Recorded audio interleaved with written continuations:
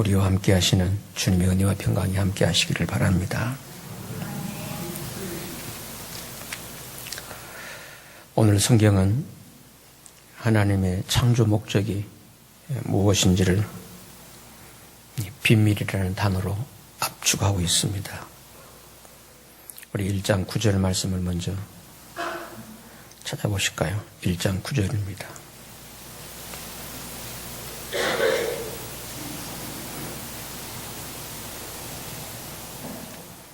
1장 9절 제가 읽습니다. 그 뜻에 무엇을요? 비밀을 우리에게 알리셨다. 하나님 그 뜻의 비밀.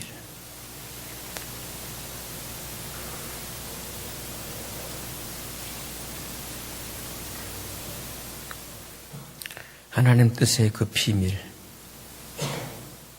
여기에 비밀이라는 단어는 미스테리온, 헬라어로 그렇고요. 이 미스테리온에서 영어의 미스터리가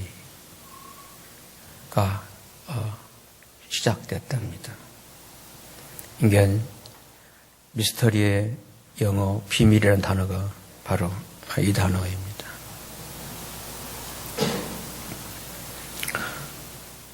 그 뜻의 비밀을 우리에게 어떻게 하셨다고요? 알리셨다. 비밀을 누구에게 알리셨다고요? 우리에게. 따라합시다. 우리에게 알리셨대요. 우리에게. 하나님의 창조 목적, 창세전부터 우리를 택하시고 정하시고 부르신 그 뜻의 비밀을 우리에게, 무엇 때문에 그렇게 창세전부터 우리를 선택하시고 예정하시고 이렇게 합니다. 우리는 똑같은 말로 사용을 합니다만 영어에서는 두 단어로 사용을 합니다.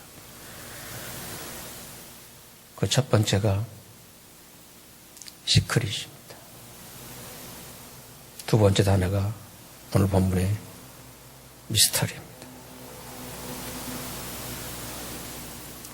시크릿이라는 단어는 그 뜻은 이렇게 모르고 있지만 상대의 설명을 듣게 되면 알게 되는 것을 시크릿 그렇습니다. 그러니까 이미 다 알려졌는데 나만 모르고 있었다는 거죠. 근데 그것을 상대가 얘기 좀 그거 이제 그렇게 이해하게 되는 걸 시크릿, 그때 그렇게 단어를 사용한답니다. 근데 이 미스터리라는 단어는 어떤 말을 해도, 어떤 설명을 해도 모르는 것. 그게 미스터리입니다.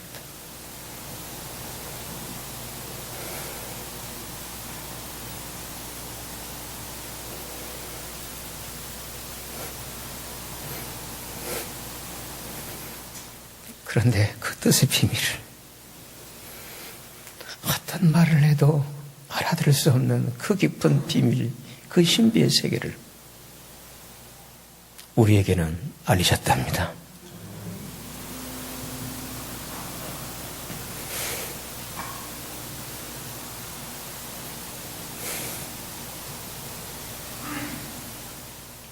그 비밀을 알았기에 바울 사도님 같은 그런 스펙의 사람이 모든 걸 배설물로 여기고 이제 마지막 로마의 감옥에서 기약 없이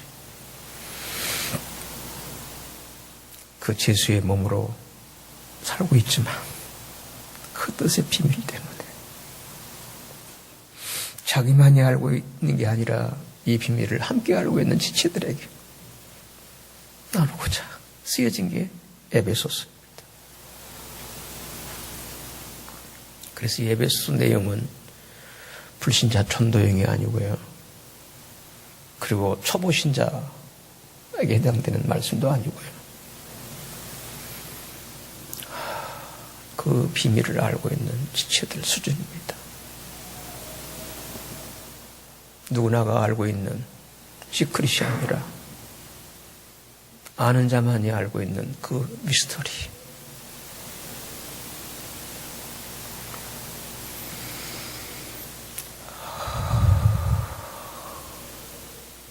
에베소서의 내용이 그렇습니다.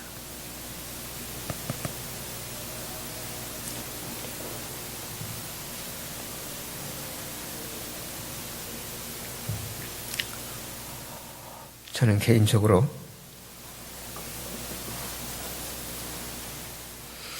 저의 사역 가운데서 가장 많이 인용하고 있는 성경은 에베소서였습니다. 그것은 그 비밀 때문이었습니다. 우리는 그 비밀을 우리라고 표현해서 죄송해요. 그런 지체들이 있었기 때문입니다. 그런 지체들의 만남이 40년 전에 창원 남산교회 시작이었습니다.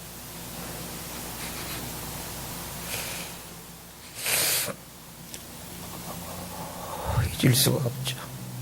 그 비밀을 안 우리들은 그걸 하나님의 이상이라고 했습니다. 하나님의 꿈이었다라고 표현을 했습니다.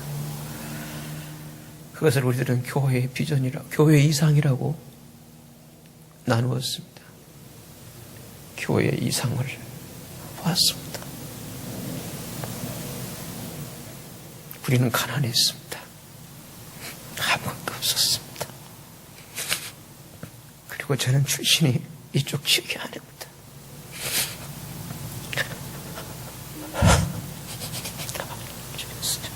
죄송합니다. 이러면 안 되는데. 주여. 그리고 장로교가 주도하는 이 지역, 특히 마산 창원 지역은 더더구나 그렇습니다. 어떤 파가 아주 절대적입니다. 그곳에 생소하게도 경남에서 유일하게 성결교라고 하는 간판을 달고 모인 저들, 이 이상 때문에, 이 비밀을 알고 있는 이 감격 때문에, 이 비밀의 이 경이로움 때문에 안 모이는 날이 없었습니다. 퇴근하면 방 하나, 부엌 하나 있는 그곳 으로 몰려옵니다. 그 방에 앉아서 12시, 1시 보통입니다. 그때 저희 집사람과 두 아이는 그갈 곳이 없어 밖에서 늘 기다리고 기약 없이 그런 삶. 그게 우리의 이상 때문이었습니다. 거기에는 내 것, 네 것이 없었습니다.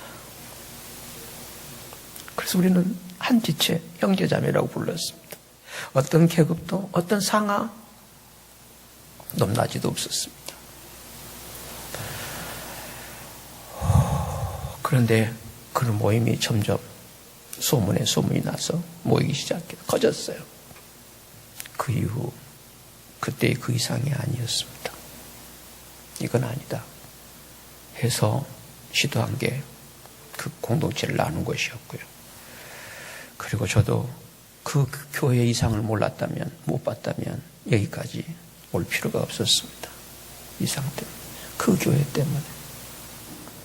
그래서 이곳에 와서 저희 교회를 소개하는 브로시에 가장 헤드라인 탑 주제 용어가 그 교회였습니다. 그 교회.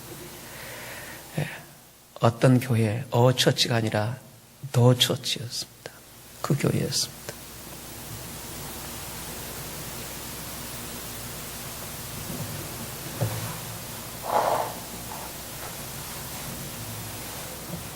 그 교회였습니다.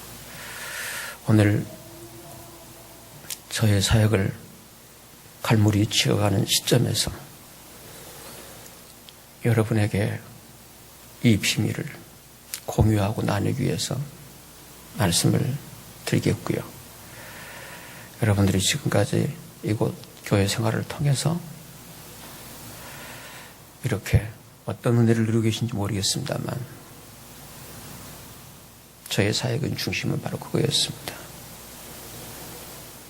그 뜻의 비밀을 함께 알아가는 것이었습니다. 그리고 함께 사는 것이었습니다. 그대로 형제자매로서, 지체로서 경쟁도 아니고 우열도 아닌 그리고 자기 자랑도 아닌, 자기 주장도 아닌, 그야말로 세상에서 본다면 그건 이상형이었습니다. 너무 이상적이었습니다. 저는 종종 그 당시에 듣는 말이 이 목사는, 이 전사는 너무 이상적이야. 현실에 안 맞아. 그래서 저희들은 예배당 건축이 우선이 아니었습니다. 네, 결코 아니었습니다. 우리는 그걸 미루었어요. 일부러. 모이는 장소도 뒤져봤지만 저희들의 처음 모임 장소는 여기에 비하면요. 이거는 저처럼 키가 작은 사람이야 꼿꼿이 합니다만 키 큰 우리 지금 창원의 남산 사역하는 그분 같은 경우는요. 키가 크니까 늘 고개를 숙이고 들어가는 거예요. 안 숙이면 머리다 하니까요. 그리고 앉을 자리가 맨 땅에다가 그 왕겨 깔아가지고 거기에 비닐장구 깔아가지고 그렇게 앉아서 예배 드렸어요. 그래도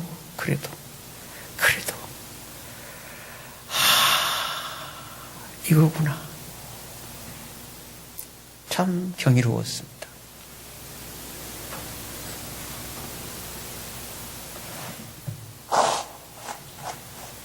아이고 죄송합니다. 제가 감기하는 게 아닌데 예배를 드리면 꼭 이런 감동이 밀려오네요. 그런데 제 사역을 이렇게 마무리 지어가는 시점에서 하나님은 그걸 다시 회복시켜 주시는 것 같아요. 특히나 요 근래 묵상하는 이 에베소서를 통해서.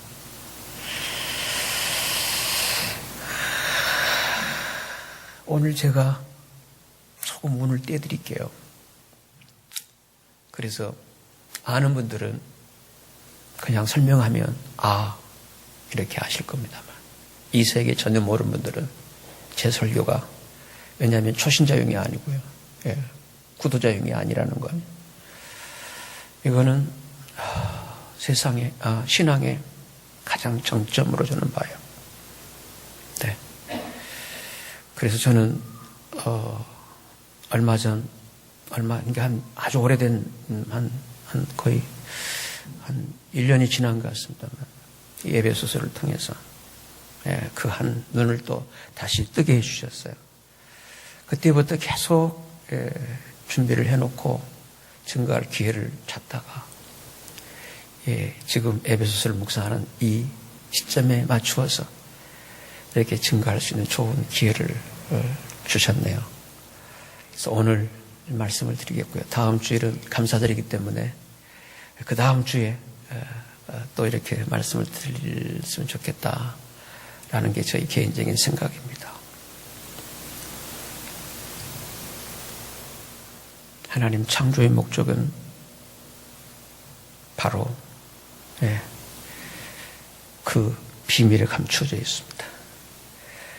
그리고 그 비밀을 한마디로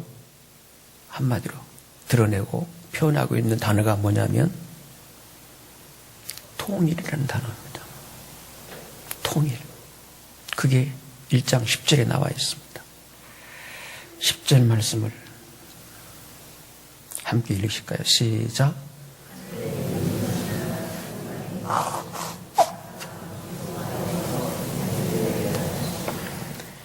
하늘에 있는 것이나 땅에 있는 것이 다 누구 안에서요? 어떻게 된다고요? 이건 남북 통일 정도가 아닙니다. 하늘에 있는 것, 땅에 있는 것. 이건 도저히 하나 될 수가 없죠. 그런데 그것들이 다 주님 안에서는 아멘. 이 놀라운 그게 바로 그 주님이 그리스도이십니다. 메시아 그분 안에서 그리스도 안에서 통일되게 하려 하십니다. 네, 그게 바로 그 일을 위해서 9절 하반절에 그렇게 돼 있잖아요. 그 앞부분 바로 10절 바로 앞부분에 때가 찬 경륜을 위해서 예정하신 것이다. 그걸 위해서 예정하셨다는 거예요. 그걸 위해서 경륜, 계획을 갖고 계셨다는 거예요. 그게 뭐냐? 하늘에 있는 것, 땅에 있는 게 다 그리스도 안에서 통일되게 하려 하심이니라. 이게 통일이라는 단어는 하나로 연합되어진다는 것입니다. 하나로. 네, 그러니까 여기에 통일은 어떤 제도적으로 또는 뭐 이해관계적으로 그런 차원이 아니에요. 아닙니다, 이게. 영원함이 참 제가 이 땅에 와 살면서 느낀 겁니다만 참 하나 되기 어렵구나.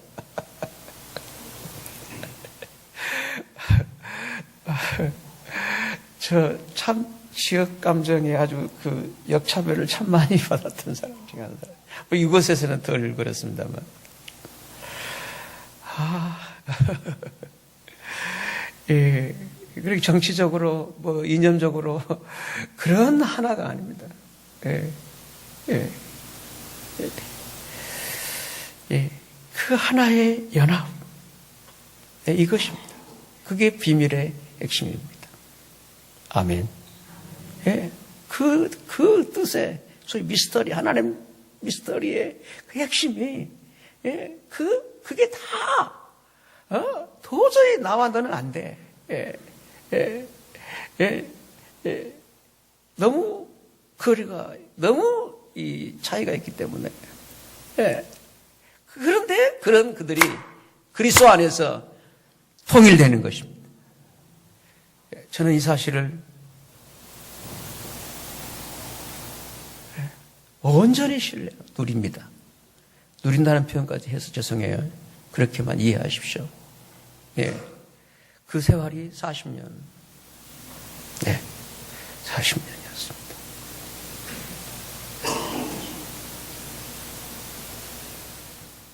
그래서 저는 개인적으로 목회하면서 교회가 제도적으로, 교리적으로, 종교적으로 이렇게 되는 걸 정말 경계했던 사람이에요. 그걸 의도적으로. 그래 종교 행사를 안 했잖아요. 그 이유가 그거예요. 예. 집회? 예? 모여서 막, 그 다음에, 예. 얼마 전에는 제 고향교회에 아주 성악을 전공한 아주 정말 영성 있는 찬양을 부르는 분이에요. 예, 한 번 올 수가 없냐는 거예요. 그래서 제가 이해를 구했죠. 미안하다.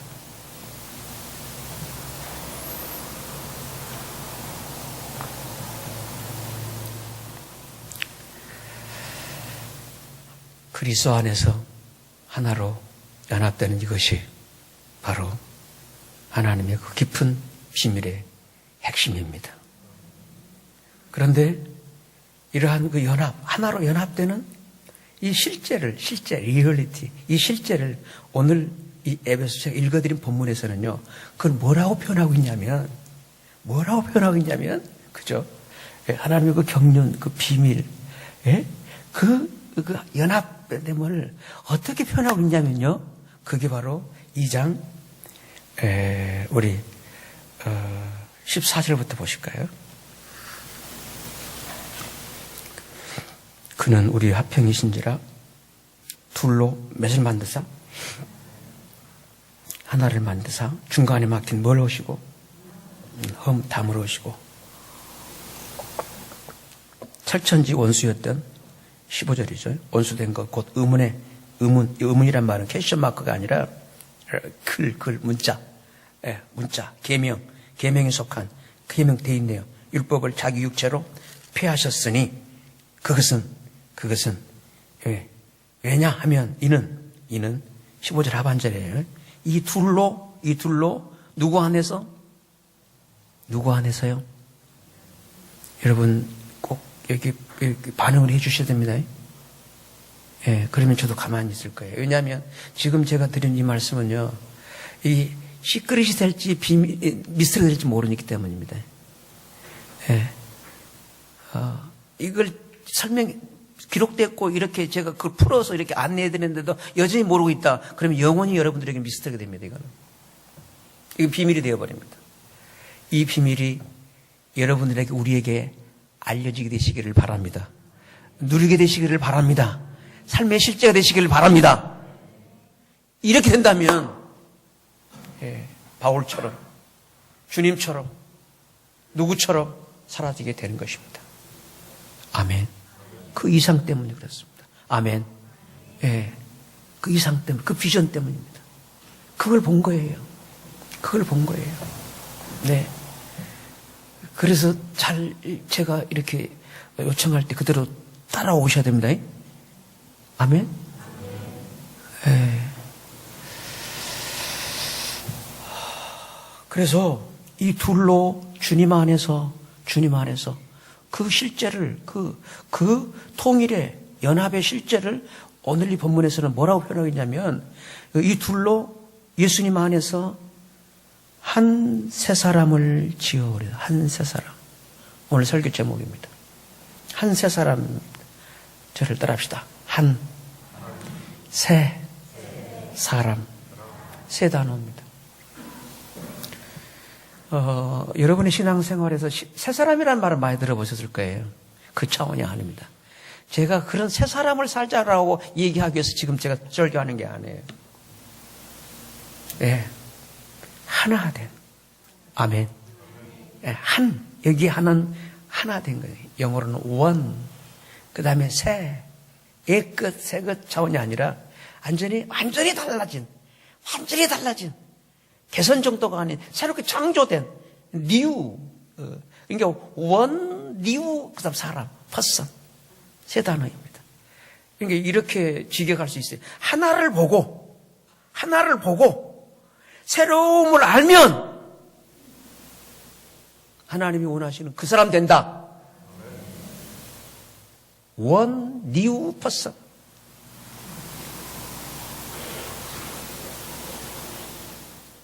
사람인데 어떤 사람이냐? 하나의 사람입니다. 원 바디 정도가 아니에요. 예, 원 퍼슨이에요. 어떻게 이럴 수 있나요? 저도 최 모 여사하고 50년 무려 살았겠네요. 50년까지는 아니지만 하여튼 오래 살았어요. 그래도요, 넘을 수 없는, 죄송합니다. 이해하고 들으십시오. 예, 저는 경험 한계가 그 정도밖에 안 되니까. 예, 넘을 수 없는, 건널 수 없는 그대와 나 사이에 그 바다가 실존하고 있더라고요. 예, 이 정도 살았으니 이제는 없을 거다. 저 같은 경우는 아닙니다. 여전히 있습니다. 그렇지만 이 진리 때문에 그 바다를 넘어서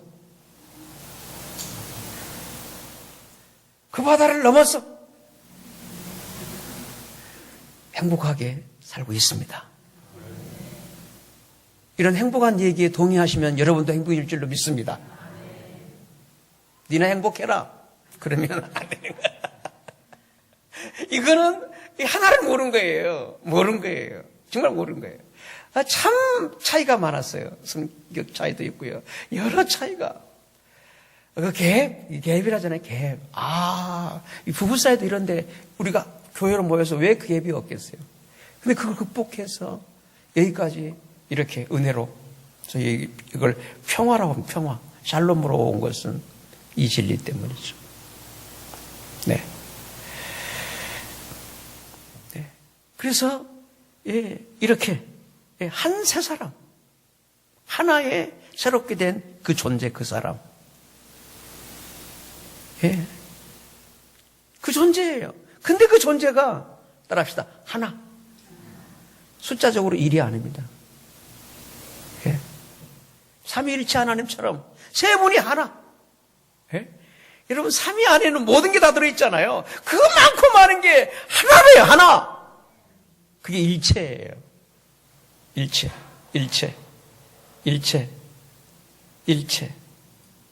이걸 유니티라고 영어로는 그렇게 표현합니다만, 이걸 연합이라고 그러죠. 일체. 이게 일이 아니에요. 여럿이에요. 근데 하나라는 거예요. 아멘. 이거 신비입니다. 아멘. 아시겠죠? 신비입니다, 이거는. 그거를 알렸다는 거, 우리에게. 그거를 봤다는 거예요. 그러니까 우리가 이걸 모르면 하나 되기는 어렵습니다. 그저 기껏해야 그 정도죠. 몸부림치다가 또 그냥 하다가 의견 주장에 따라서 또 달라져 버리는 거예요. 대중 하나도 더 해놓고 그것 때문에 싸워버리네. 예를 들면, 야, 우리끼리 부부께서 그럴 수 있냐? 우리 화해하자. 화해한다라고 그 식당 가가지고 밥 먹으면서 싸우래?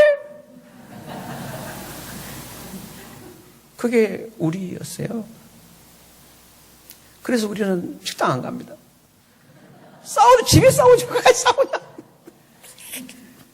여러분, 인간은 무서운 얘기예요. 여러분, 간단한 문제가 아닙니다. 그런데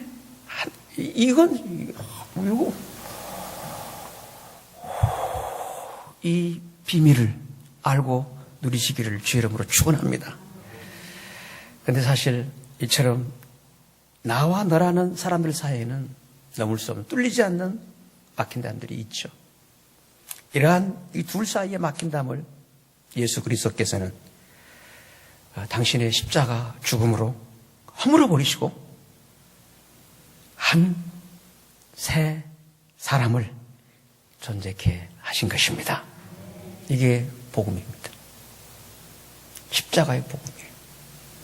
그래서 성도 여러분, 십자가의 복음은요, 제사함만을 위한 그것만이 아니에요. 이 진리가 있는 것입니다. 이게 십자가의 도예요. 이게. 그러니까 제사함을 받고 주님과의 이렇게 내 죄를 위해 죽었대. 이렇게 와서 또 누리게 되는 게 이 세계인 것입니다. 이 세계가 가장 깊이 담겨 있는 하나의 미스터리, 신비이라는 것입니다. 그래서 성경에서 우리 주님을 통해 제시하는 그 사람, 그 인간형은 자기가 없는 개인주의를 드디어 벗어버린 한 사람의 개인이 하나님이 거하시는 집이 되어지고 예수 그리스도의 몸이 되어가는 것입니다. 이 사실을 1장 22절에서는 이렇게 말씀하고 있어요. 1장 22절을 보실까요? 또 만물을 그 발 아래 복종하게 하시고 그를 만물 위에 교회의 머리로 주셨느니라. 교회가 뭔가요? 23절입니다. 교회는 건물도 아닌, 조직도 아닌, 종교도 아닌 누구의 몸입니까? 예수의 몸입니다. 아멘. 그리스도의 몸이에요. 교회는 몸입니다.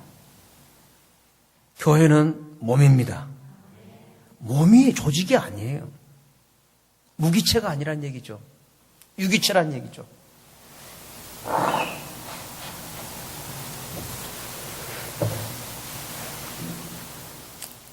무기체가 아닙니다, 여러분. 유기체예요. 연결되어 있는 이지체. 몸이에요. 교회는 몸이에요. 몸인데 누구의 몸인가요? 내 몸? 우리의 몸? 누구의 몸이죠? 주의 몸입니다. 아멘. 주의 몸이래요. 교회가 뭔데요? 예수 그리스도를 믿는 그리스도인들입니다. 주님의 소유가 된 사람들입니다. 사람이 교회예요. 예? 그렇잖아요. 이 건물이 교회란다면 이거는 무기체죠. 몸이 아니죠. 왜 건물을 교회라 하시나요? 이게 타락입니다. 이게 변질입니다. 이게 다른 기독교입니다. 건물은 교회가 아니에요. 교회는 사람입니다. 교회는 예수 그리스도 안에서 구원된 사람들입니다. 사람들이에요. 사람이에요. 그래서 구원된 그 사람들은 바로 자기로만 끝나는 게 아니라 그가 주님의 몸이랍니다. 그가 주님의 몸이랍니다. 주의 몸이랍니다. 주의 몸이래요. 난데? 아니야. 네가 아니고 주님 말씀하십니다. 너는 나야. 그리고 나는 너야. 몸의 관계입니다. 아멘.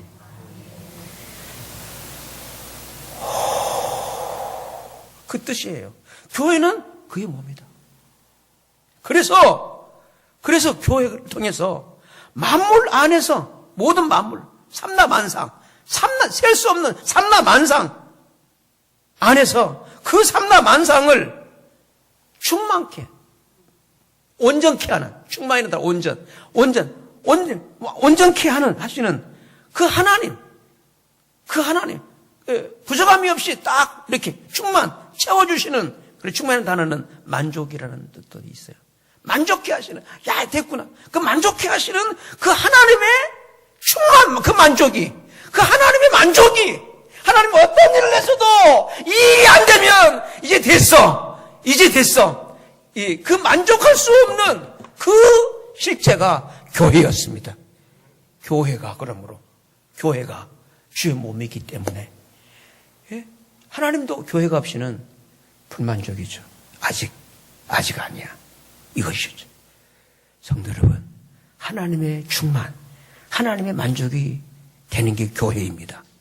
그 교회를 살아간다는 것, 늘 언제나 하나님의 기쁨이 될 줄로 믿습니다. 하나님의 눈길은, 하나님의 모든 이상은, 하나님의 관심은, 하나님의 시선은 바로 그 교회에 있습니다. 그 교회로 살게 되시기를 바랍니다. 예수 그리스도의 몸이 되어가는 이 한 사람, 네. 이런 교회를 2장에서는 이렇게 말씀하고 있어요. 2장 20절인데요. 네. 2장 20절입니다.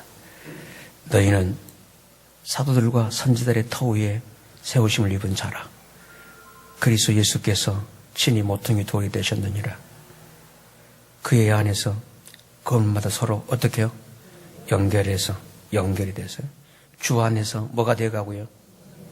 예, 물어볼게요. 성전은 하나입니까? 여러 개입니까? 다시 묻겠습니다. 천천히 묻겠습니다. 예. 이스라엘 성전은 하나입니까? 여러 개입니까? 하나입니다. 그것도 아직 이해를 못 하셨군요. 회당은 여러 곳이에요. 근데 성전만은 예루살렘에 있는 딱 하나입니다. 아멘. 여러분, 그러니까 이 성전 저 성전 있는 게 아닙니다. 오늘날 대형 교회들은 이 성전 저 성전 얘기를 합니다. 성전은 하나입니다. 그래서 바로 주 안에서 바로 그 성전이 되어가고 그리고 22절에요. 너희도 성령 안에서 하나님의 거하실 초소가 되기 위해서 예수 안에서 어떻게 해요? 함께 지어져 간다.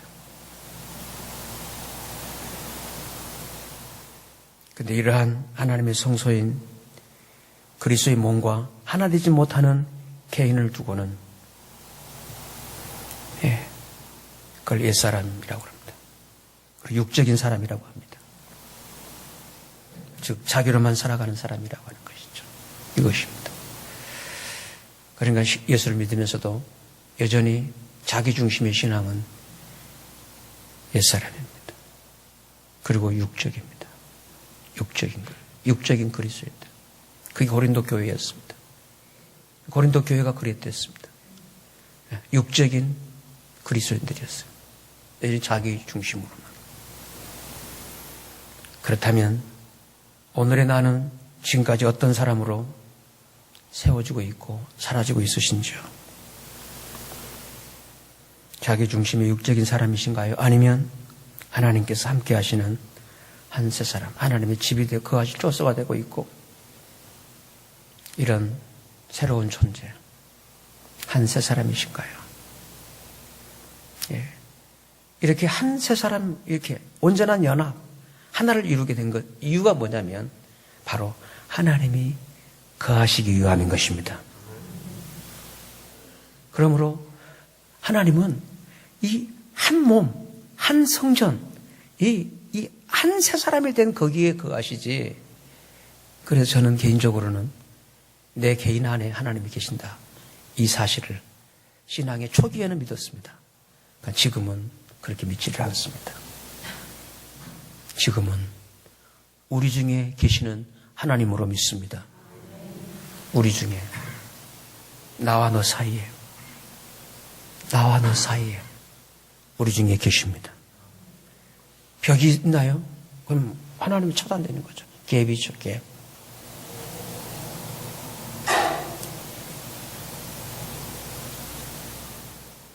왜 벽을 쌓기를 하시나요? 예? 그리스도인들은 그래서 벽 쌓는 사람들이 아니라 다리 놓는 사람들이에요. 건널 수 없는 그 간격을. 예, 브릿지, 다리를 놓아서 하나가 되는 것입니다. 그 다리가 주님이십니다. 십자가입니다. 십자가를 통해서, 예, 그 십자가는 마이너스가 아니라 플러스 기호잖아요. 맞죠? 예, 우리 국어로 본다면 십자가는 빼기가 아니라 뭐죠? 더하기죠. 맞죠? 가만히 계신 보니까 이 덧셈 뺄셈도 잘 더하는 거죠.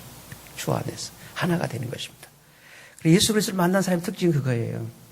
하나를 이루는 것입니다. 한 몸을. 나를 빼내고. 이거예요. 그게 한 세 사람이에요. 예? 오늘 나는 어떤 사람으로 살아주고 계시는지요? 여러분, 일반적으로 오늘의 우리 사회를 야만적인 사회라고 부릅니다. 그것은 우리나라의 자살률이 OECD 나라들의 3배가 되는 압도적 1등이기 때문이고요. 거기에다가 신생아 출산율이 압도적인 꼴찌이기 때문이랍니다. OECD 평균 출산율이 1.7명인데요. 우리나라는 1.2명에 불과하답니다. 이처럼 수많은 사람이 자살을 선택하고 아이 낳기를 포기한 사회보다 더 야만적인 사회가 어디에 있겠나요? 그렇다면 우리나라의 사회가 왜 이 지경이 됐을까요? 소득 수준이 낮아서 그럴까요? 못 먹고 못 살게 됐을까요? 생각해 보셔야 합니다.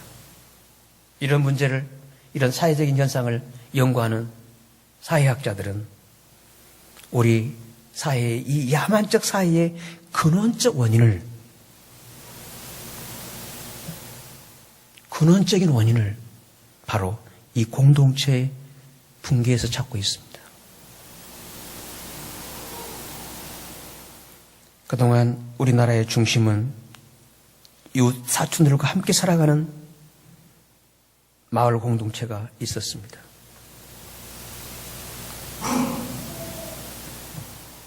이웃 사촌이었습니다. 한 식구죠. 이웃 사촌이라니까요. 이웃 몇 촌이라고요? 사촌이었어요. 저의 이웃은 양조장이었습니다. 양조장 사장과 저는 사촌이었습니다. 이웃 사촌이었어요. 그래서 제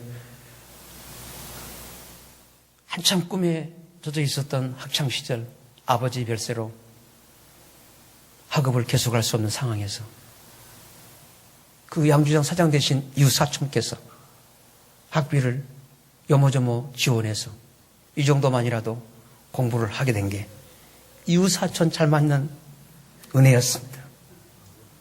저는 그 공부로 목사가 된 것은 양조장 사장님의 술값으로,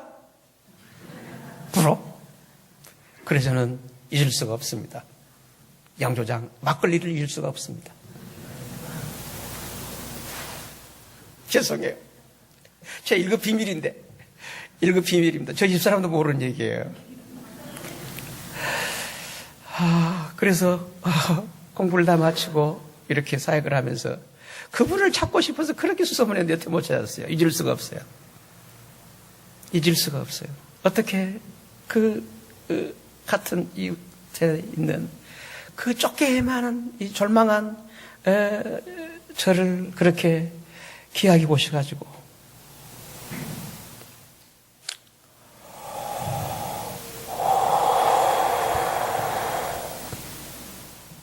아름다운 공동체였죠. 마을 공동체였습니다. 내가 붕괴되어도 그 공동체가 있기에 지탱이 됐고 회복이 됐고요. 그 이웃 사촌에 의해서. 그리고 당시에는 보통 3, 4대가 한 집에 살아가는 대가족 공동체였더랬습니다. 가정하면 대가족 공동체였습니다. 대가족이었습니다. 이때는 우리 텔레비전 드라마에 종종 등장하는 것처럼 공부 잘하는 자식의 출세를 위해서 가족 구성원 전체가 공장과 들판에서 열심히 일하면서 그 아이를 키워냈더랬어요. 그러면 그가 온 가족을 부양을 하고 그런 공동체였더랬어요. 그런데 소위 1970년대 이후 죄송합니다. 모 혁명 이후입니다. 산업화 과정에서 농경사회에서 이 산업화로 이 과정에서 필연적으로 등장하게 된 게 뭐냐면 도시화였습니다. 도시화. 산업을 키우기 위해서는 농촌으로는 안 된다는 거예요. 도시로 다 몰리면서 그래서 이 대가족 공동체가 어떤 가족이 되냐면은 저를 따라합시다. 핵가족. 저를 따라 하시라니까. 예, 왜냐하면 발음 잘못하면 핵가닥이 되니까. 핵가닥주의가 돼가지고 그 많던 가족들은 뿔뿔이 흩어져 버리고 이웃 사촌의 마을 공동체까지 요즘은 붕괴되어 버리고 있는 현실입니다. 요즘 고향 가면 그 마을이 없어요. 고향이 그 마을 공동체가 없어져 버렸어요. 이때부터 우리 사회는 소위 경쟁 만능과 승자 독식의 신자유주의 경제의 전쟁태로 전락해 버렸던 것입니다. 이러한 경쟁 지상주의, 이 소위 피라미드 구조에서 당시에는 우리 사회 구조가 그런 피라미드 구조가 아니었어요. 피라미드 구조가 아니었습니다. 네. 항아리 구조였다고 그러잖아요.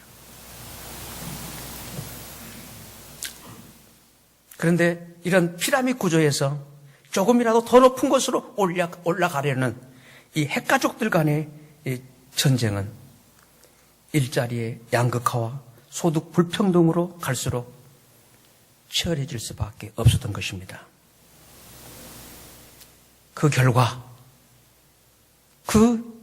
결과로 소위 금수저, 흑수저, 수저 계급론의 격차사회가 되어버렸고요. 격차사회가. 이게 신조어예요. 격차사회라는 단어는. 사회학자들의 용어입니다. 이러한 이 격차사회에서 대다수의 국민들은 격차를 좁힐 수 있느냐? 노. 옛날에는 개천에서 뭐죠? 그랬더래요. 이제는 그 기대 수치가 2, 3년 전만 해도 3, 40%였어요. 그래도 격차를 줄일 수 있다. 지금은 20%입니다. 엊그제 신문 보니까 기대치를 안 해요. 20%, 18%로 낮춰졌어요.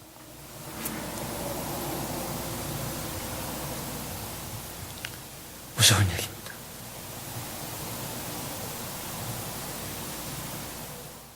그래서 대다수의 국민들은 이런 치킨 게임과 같은 이 경쟁의 둘러리로 불행해질 수밖에 없는 것이 오늘 우리 사회에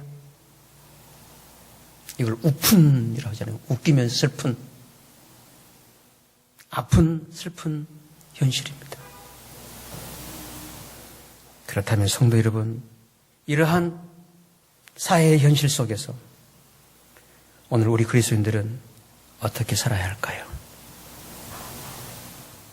오늘 성경은 우리가 이런 사회 현실 속에 살아야 할 그 삶을 놀라웠게도 한 세 사람이라고 말씀하십니다.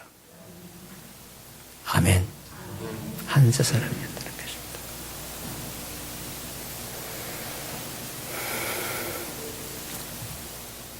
한 세 사람입니다.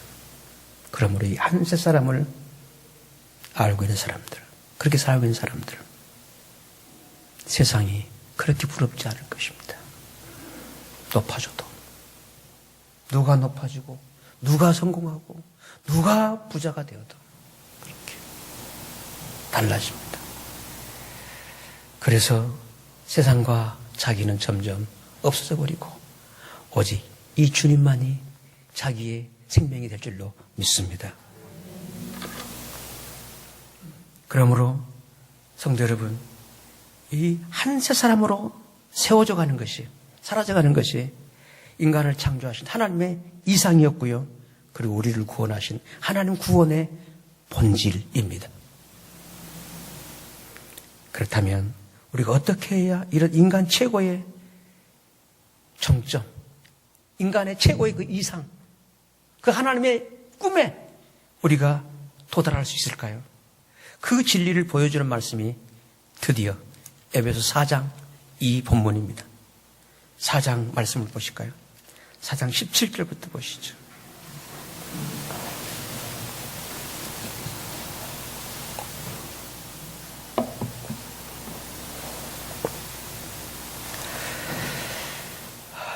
그러므로 내가 이것을 말하며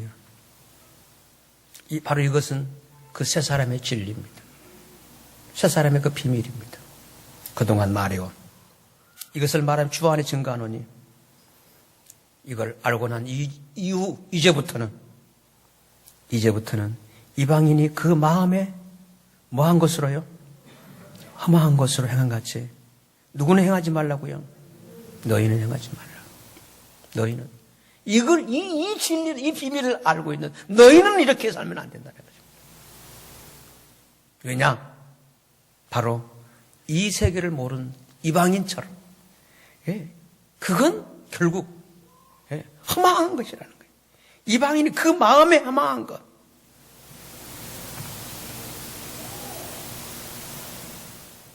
너희는 행하지 말라. 그런 삶을 구체적으로 그 다음 18절에 이렇게 말씀하고 있어요. 저희 뭐가 어두워지고요? 청명이 어두워지고. 사랑하는 성도 여러분, 이 본문 2000년 전에 기록된 이 메시지입니다만, 이 본문입니다만 이 내용은 오늘 이 사회를 살아가는 모든 사람에게 그대로 적용되어지는 핵심적 진리예요. 이 한 세 사람의 이 하나님의 이 놀라운 비밀을 모르고 살게 되면 필연적으로 이렇게 된다는 거예요. 그게 이방인이고 옛사람이고 이게 육적인 사람이라는 거죠. 그럼 너희는 이렇게 하지 행치 말라는 거예요. 왜냐하면 18절입니다. 저희 총명이 어두워지고, 이 총명이라는 건 인식 능력이에요. 총명, 총기 또는 요즘 흔히 쓰는 말로 촉수입니다. 이 인식 능력. 그게 어두워진다는 거예요. 총명이 어두워지는 거예요. 이게 바로 우리 사회 가치관이 현대인들을 세뇌시키고 있는 현상입니다. 요즘 사람들은 이렇게 우리 그 시절에 자랐던 그런 그 총명함이, 그런 똘망함이, 그런 총기가 어두워지고 있는 것 같아요. 저는 환경적으로는 어려웠지만 사람들이 저를 볼 때마다 너 참 총기 있어버려. 이럴 때는 웃어주셔야 웃기는 말입니다니까요. 가만히 계시면 진짜 제가 말한 채가 무한하잖아요.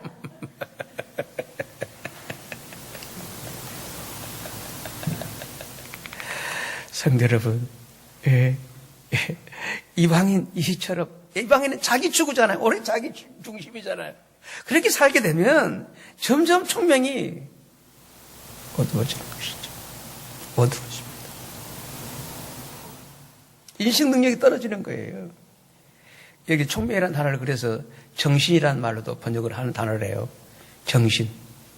여러분, 정신이 건강하지 못하게 된다는 거예요. 모쪼록 여러분의 삶에서 이 현대를 살아가면서 정신과 병원은 가지 않게 되시기를 바랍니다. 현대인들 가장 많은 그 트라우마가 그 공포가 뭔지 아세요? 사이코입니다. 정신 문제입니다. 무서운 사회입니다, 여러분. 너희는 그렇게 행하지 말라. 그렇게 행하게 되면 총명이 어두워진다. 정신이 늘 건강하게 되시기를 바랍니다. 이 진리 안에서. 그게 한 세 사람의 비밀이에요. 하나의 새로운 존재. 놀라운 얘기예요. 나와 네가 없는 그 하나의 그 한 존재. 이 비밀을 아실 것 같아요. 그게 교회 이상이라니까요. 거기에 집중하셔야 돼요. 이걸 모르면 총명이 문제가 발생합니다.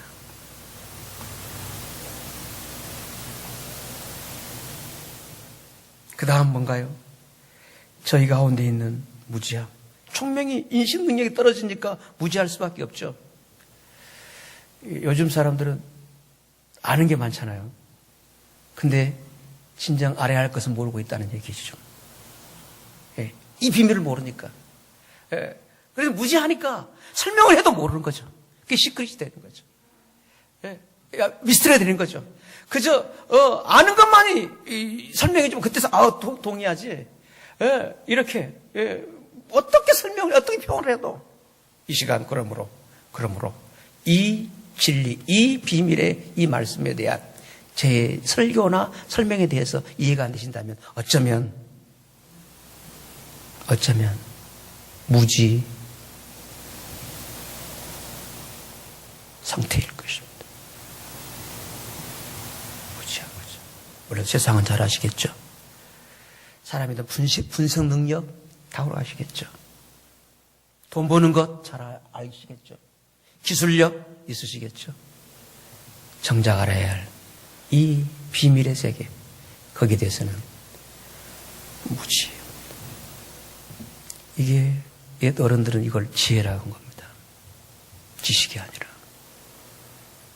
여호와를 경외하는 게 지혜의 근본입니다. 지식이 아니에요. 지식은 사람을 자기를 파괴합니다. 남을 정죄하고 무너뜨립니다. 지혜는 더불어 함께 살아가는 에너지를 제공합니다.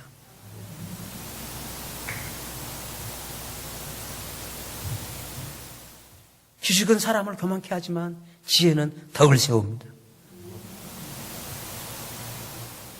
지혜롭게 되시기를 바랍니다.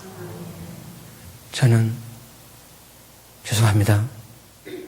머리만 의지하고 살다가 참 많이 하나님께 맞았어요. 지식만.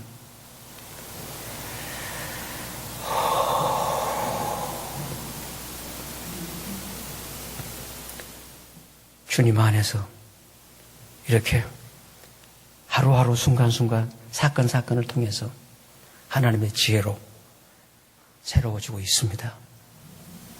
지혜롭다는 게 이 지혜는 필연적으로 관계에서 누리는 거예요. 이건 사실입니다. 제 경험이에요. 이 지혜는 어떤 책을 통해서 어떤 다른 걸 통해 얻는 게 아니에요. 스마트 아니에요. 인터넷도 아니에요. 관계를 통해서 누리게 되는 것입니다. 경험을 전제로 하는 것입니다. 겪어봐야 하는 것입니다. 당해봐야 하는 것입니다. 경험적인 알미인 것입니다. 경험적인 알미예요. 그 경험을 더 알게 되면요, 그 알미 나를 주도합니다. 경험했잖아요. 당해봤잖아요.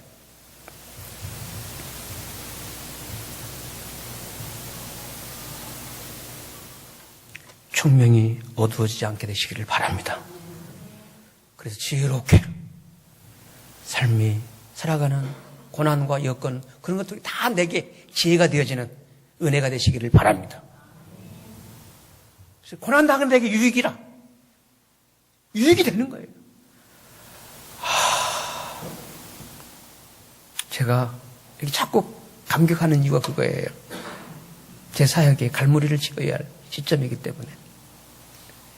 제가 어린 시절 그런 고난이 없었다면 내가 어떻게 되었을까? 그 고난이 없었다면 생각만 해도요, 끔찍한 거예요. 제 지금 나이 70이 돼서 내 자신을 볼 때, 정말 과간이었을 거다. 예? 예. 키라도 크냐? 이 절망해갖고 고개 또 그냥 까불기 시작하면요. 예, 따라합시다. 웃긴다. 꼴불견이었겠죠. 꼴불견이죠. 이게요. 저의 이 집안 기질이요. 까칠하기가 그게 없었어요. 까치가 아니라. 여러분, 저를 가까이 한 분들은 다 그걸 경험했을 거예요. 가까이 하기에는 너무 먼 당신 그러잖아요. 가까이 하면 그냥 그 까칠하면 그냥, 내가 봐도 그래요. 저희 집사람 많이 당했죠. 근데 표현을 한 게 요 근래 했어요. 당신 보통 사람이 아니다라고. 왜냐하면 제가 먼저 무슨 말 얘기를 하길래 당신 참 센 여자예요. 그랬거든요.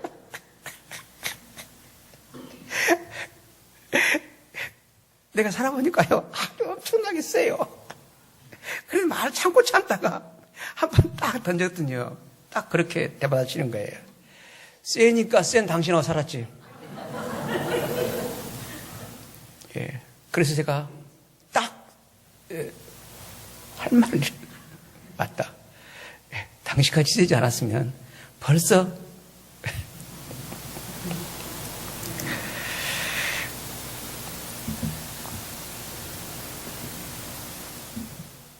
이방인처럼 너희는 살지 말라는 거예요. 예. 그게 총명이 어두워지고 무지함과 저희 마음이 굳어짐으로. 보십시오. 인식 능력, 총명이 떨어지죠. 진짜 알아야 할 거 모르 지혜가 없죠. 그러면 따라합시다. 마음이 굳어진다. 여기 굳어진다는 뜻이 뭐냐면 고집스러워진다는 거예요. 이것입니다. 이거예요, 여러분. 참으로 아는 분들은요, 고집이 적어요. 없다고 봐야 있습니다만, 사람이기 때문에 절대 표현을 안 씁니다만, 상대 표현을 사용한다면 적어져요. 절대로 자기 주장에 목숨 안 겁니다. 안 걸어요. 이게 인식 능력이 탁월한, 그리고 지혜가 있는 거예요. 무지하지 않아요. 진짜 아는 사람들은 그렇습니다. 어설프게 알기 때문에 고집스러워져.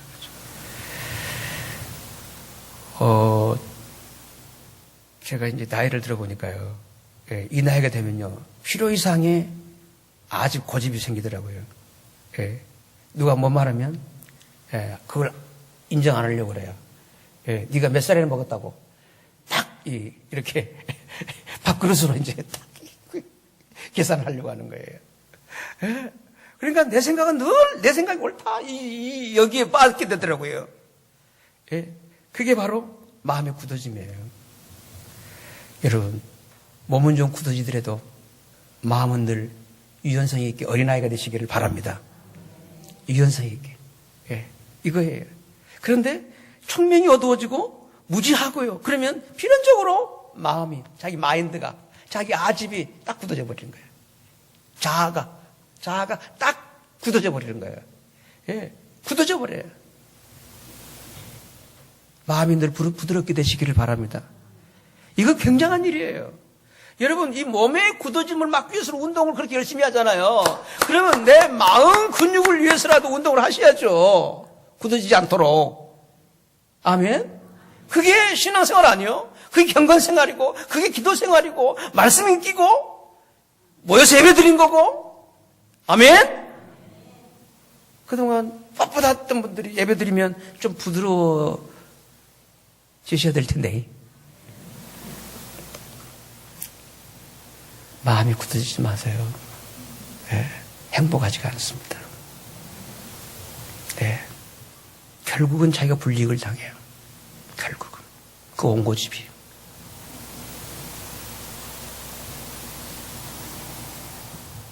부드러운 사고, 유연성 있는 생각, 진리 안에 살아가는 사람들의 멋입니다. 매력입니다.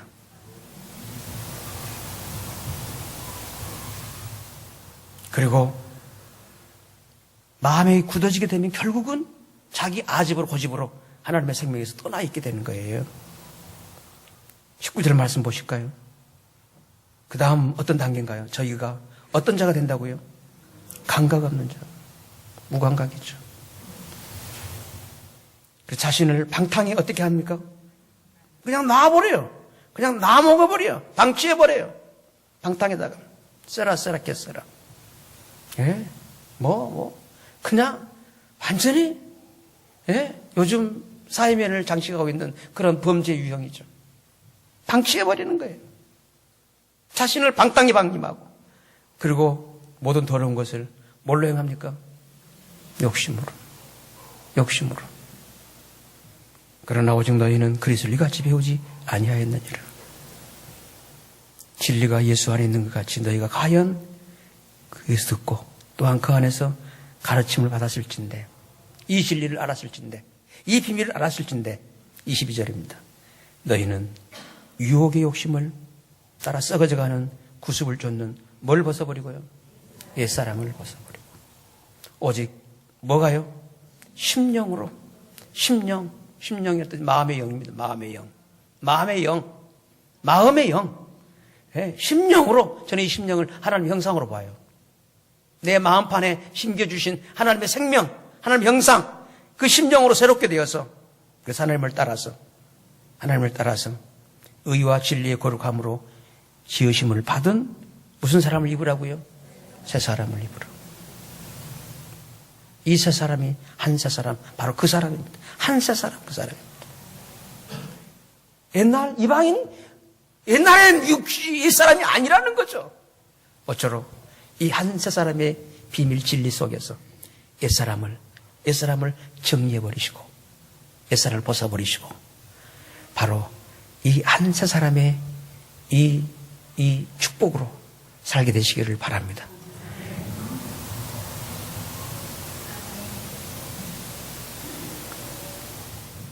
한 분이 마지막까지 아멘을 주기 때문에 여기서 마치랍니다. 더 하려고 했는데 미안해서 못하겠네요. 기도하십시다.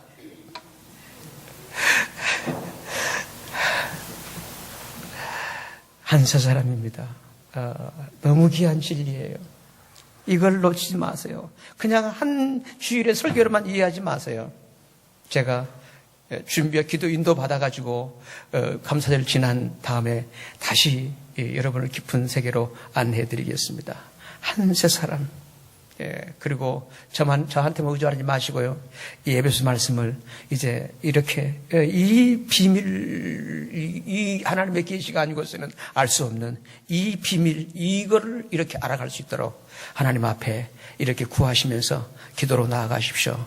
그러면 분명히 이 세계를, 이 이상을 보게 하실 것입니다. 그렇다면 세상을 살아가는 게 달라요. 다릅니다. 오늘의 시대는요, 어떤 포지션, 위치, 어떤 소득, 어떤 소유가 아니고서는요, 정말 이 행복해질 수 없는 그런 사회가 되고 말았어요. 근데 그런 위치에 사는데 행복하냐? 또 아니라는 거예요. 그럼 모두가 불행해져 버리죠. 이렇게 불행해질 수밖에 없는 오늘의 우리 사회 구조 속에서 이렇게 행복하게, 이렇게 복되게 살아갈 수 있는 그 비밀, 그 진리.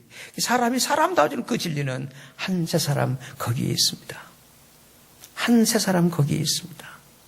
오 하나님, 나로 하여금 그 하나님의 그 깊은 뜻의 비밀, 한 새 사람, 그 주님 안에서 통일되는, 하나 되는 그 비밀을 알고 누리며 살아갈 수 있도록 주님 계시형으로 역사해 주시기를 위해서 우리 함께 그 하나님의 깊은 뜻, 그 꿈을 내게도 보여주소서. 우리 함께 합심해서 기도를 드리겠습니다.